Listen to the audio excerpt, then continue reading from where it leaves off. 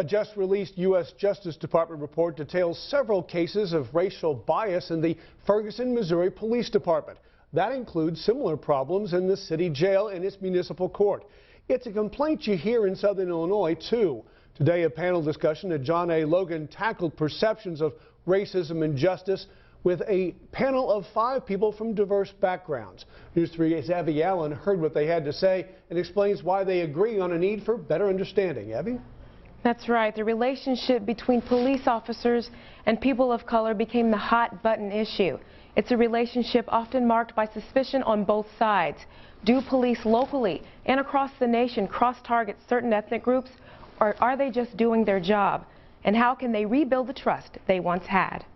No matter who you are, you need to be treated with respect. Respect is earned, it's not a given. In a crowded conference room, a group discussion takes on racial inequality. Touching on the subject, 2 students, a local mother, a former teacher, and a police officer. But the common theme often turned to police behavior. I figured I would be coming into the lion's den because there's a lot of animus towards the police, and that animus transcends racial lines. It's important for people to know that. Carmen Allen Adeoye shared her experience as the mother of an African-American son.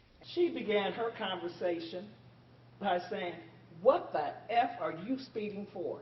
Can you imagine as a mother how I felt? Recently, the gap between police and citizens seemed to have widened. I used to love police. I looked up to them. I thought they were here to protect me. Some feel they can't trust those in law enforcement.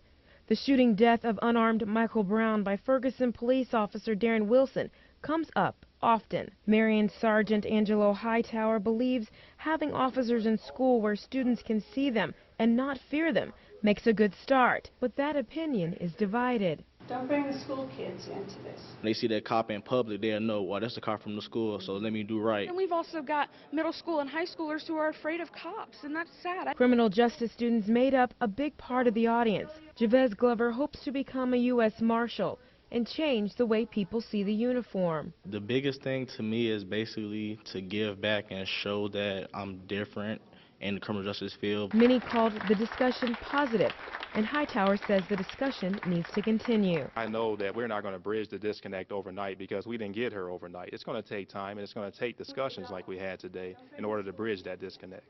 After the discussion, audience members had a one-on-one chance to talk to panelists. In the studio, Evie Allen, News 3.